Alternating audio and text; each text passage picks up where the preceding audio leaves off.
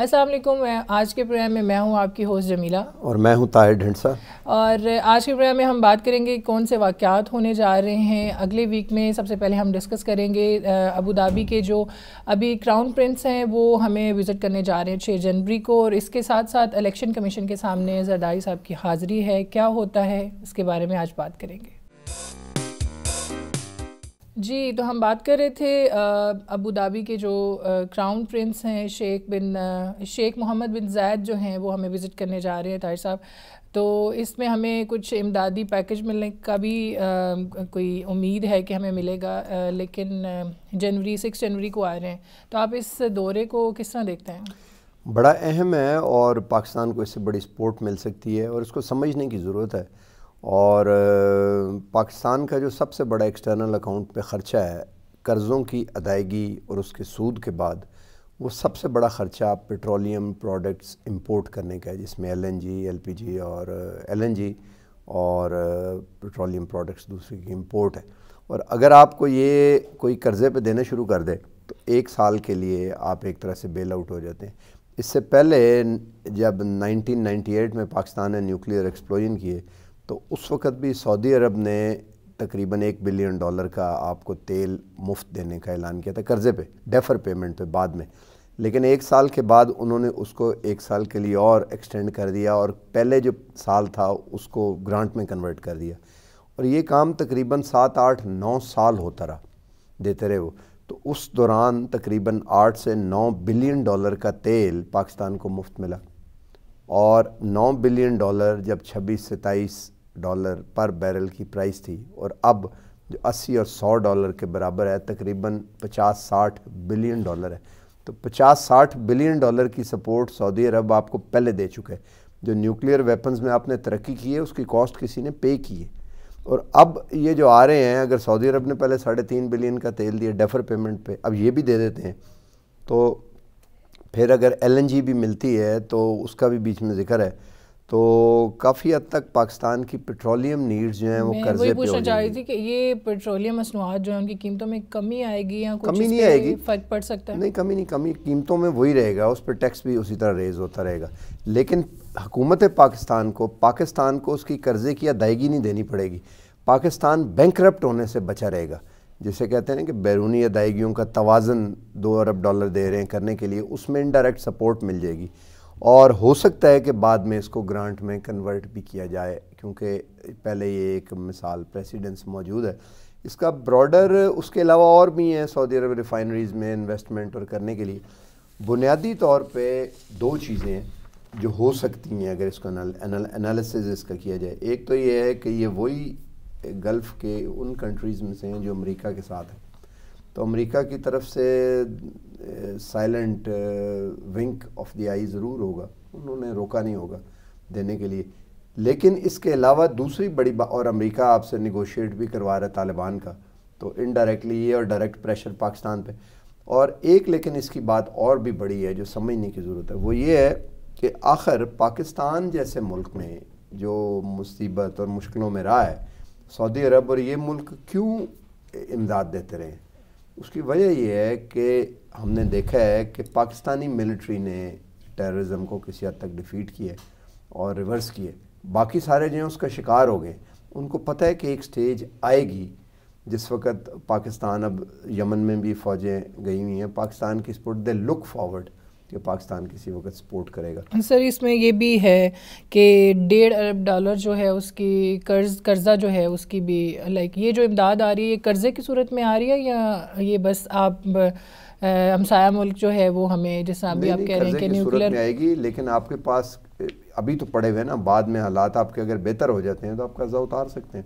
بالکل صحیح. لیکن یہ جو کموڈیٹیز ہیں یہ مجھے اس چیز پہ کافی مجھے لگتا ہے کہ شاید یہ بعد میں گرانٹ میں کنورٹ. سر اس سے پہلے سعودیہ نے بھی تو ہمیں جو ہے وہ $3 ارب انہوں نے ہمیں تیل فراہم کیا. یہ بھی تیل ہے, کیونکہ ہم تیل $3.5 ارب سے تو بہت زیادہ استعمال کرتے ہیں نا سالانہ, تو وہ ہمیں اس میں ہیلپ مل جائے گی آئل کموڈیٹی پرائسز امپورٹ کرنے میں. ورنہ آپ سوچیں کہ اگر $6, 7, 8 ارب کا $10 ارب کا پیٹرولیم ہے, صرف پیٹرولیم پروڈکٹ امپورٹ کرنی پڑے تو وہ پیسے ہمیں ظاہر ہے پیمنٹ تو آپ نے اسٹیٹ بینک کے ذریعے کرنی ہے، ایکسٹرنل اکاؤنٹ سے کرنی ہے. بالکل. تو بیلنس آف پیمنٹ کے کرائسس کو میں یہ اتنی بڑی مدد ہے جتنی آئی ایم ایف نے پچھلی دفعہ $7 بلین کی دی تھی زرداری کے دور میں جب شوکت ترین تھے، $7 بلین کی تھی فار سم ایئرس. یہ اتنی بڑی سپورٹ آپ کو آلریڈی مل گئی ہوئی ہے آئی ایم ایف سے. اور دس از دی ریزن کہ حکومت اب اگر ٹیکسز ریز کر لیتی ہے سپر رچ لوگوں کے اوپر، پہلے تو ہوتا نا کہ براڈ بیس کرو، سب سے لو، کارڈ کے اوپر لو، یہ جو فون کا کارڈ ہے چارج، ٹیلی کام سروسز پہ اینڈ ادر عام بندہ جو پیٹرول. دوسرا ہوتا ہے کہ جو بہت ہی امیر لوگ ہیں جنہوں نے پیسہ جو اکٹھا کیا ہوا ہے ان پہ ٹیکس لگایا جائے. سر اس کا جو ہے وہ ہماری اکانومی پہ یا اس طرح کی جو امداد آتی ہے وہ کیا اثر پڑتا ہے، اس کو ہم مزید بھی جانیں گے آپ سے ایک بریک کے بعد.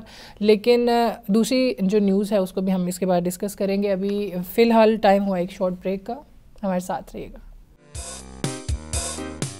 جی بریک پہ جانے سے پہلے ہم بات کر رہے تھے کہ جو ابو دھابی کے جو پرنس ہیں پاکستان آ رہے ہیں، اس دورے کا ہمارے ملک پہ کیا اثر پڑتا ہے اور جو امداد آ رہی ہے. لیکن اس کے ساتھ ساتھ ابھی جو زرداری صاحب کا کیس جو ہے پہلے چل رہا ہے لیکن ان کی پیشی ہے 10 جنوری کو، تو کون سی اہم پیش رفت ہونے جا رہی ہے؟ زرداری صاحب کے خلاف پی ٹی آئی نے درخواست دی ہوئی ہے الیکشن کمیشن آف پاکستان کے لیے کہ ان کی ممبرشپ ڈسکوالیفائی نہیں کیا جائے ایز اے ایم این اے، کیونکہ انہوں نے نیو یارک میں فلیٹ ان کا تھا، پراپرٹی تھی کوئی ریئل اسٹیٹ جو انہوں نے اپنے ڈکلیریشن میں شو نہیں کی ہوئی، تو صادق اور امین نہیں رہی ہے، تو 62-63 کے تحت انہیں ڈسکوالیفائی کیا جائے.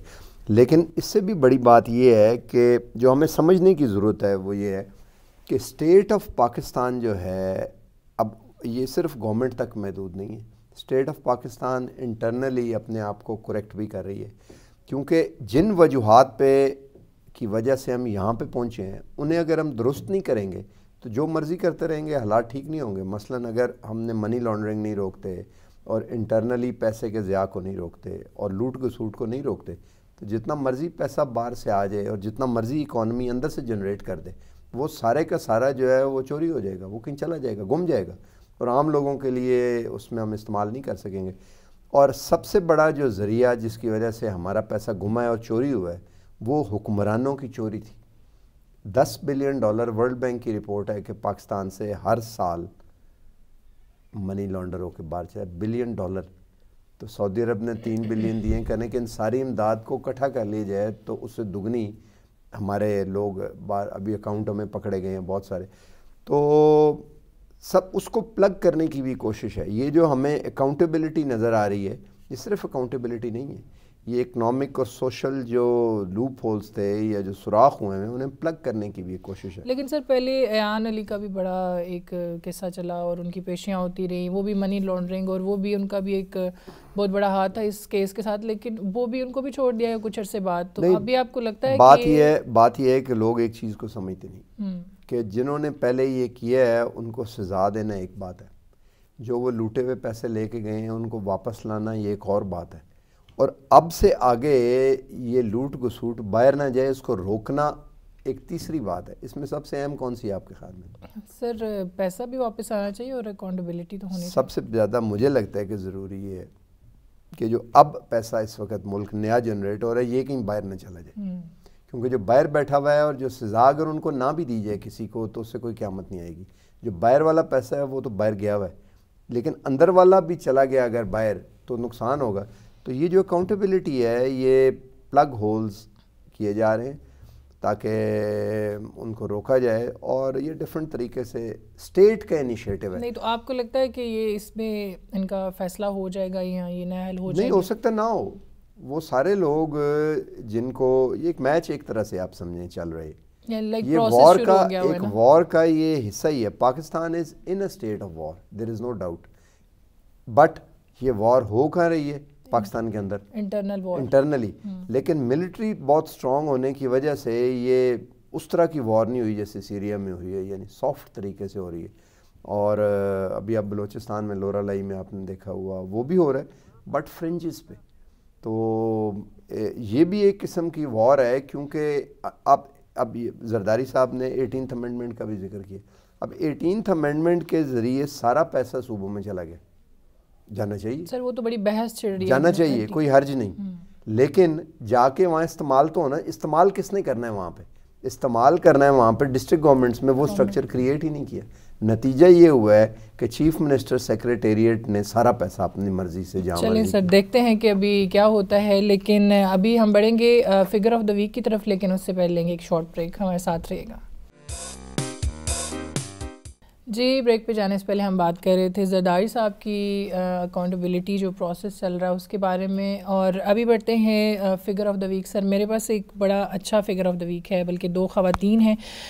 ایک ہیں یہ امریکہ میں مڈ ٹرم الیکشن ہوئے ہیں, جو پہلی دفعہ دو خواتین جو ہیں وہ کانگریس میں پہنچی ہیں. ایک خاتون مسلمان خاتون ہیں, ان کا نام ہے راشدہ طلائب, اور دوسری ہیں الہان عمر, جنہوں نے پہلی دفعہ قرآن پاک پہ حلف لیا.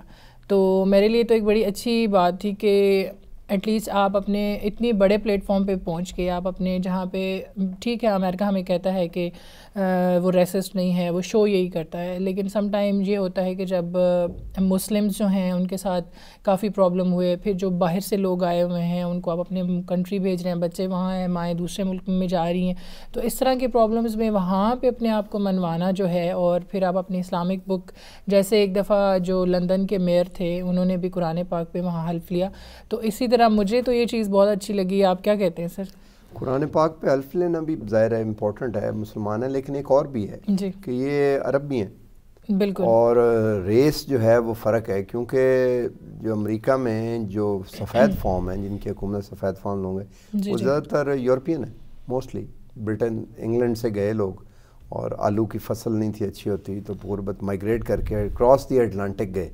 اور جو نیو یارک ہے وہ کیونکہ یارک شائر سے گئے تھے, تو نیا جو شہر ہے انہوں نے وہ, جیسے اردو میں ہم کہتے ہیں نا نئی دہلی, وہ کہتے ہیں نواں شہر, تو نیا شہر جب بسایا تو انہوں نے کہا نیو یارک, تو وہ اس طرح اس وجہ سے اس کا نام نیا. اور اس نے خط لکھا ایک نے اپنے کزن کو کہ جی یہاں آلو بڑا اچھا ہوتا ہے, تو ٹھنڈ بڑی, بٹ تو ظاہر سفید فارم تھے, اور جو بلیک ہیں وہ غلام بنا کے, اور سر انہوں نے اپنا روایتی لباس بھی پہنا ہے جب انہوں نے. ہاں, تو وہ یہ ہے کہ اب یہ تیسری عرب نژاد جو ہیں ان کا ڈیسیژن میکنگ میں کوئی حصہ ہو نا, لیکن باڈی میں پہنچ گئی, تو اٹس امپورٹنٹ کہ پہنچ گئی ہیں, اور اس سے کچھ نہ کچھ سینٹی پرویل کرنے کے امکانات ظاہر ہو سکتے ہیں.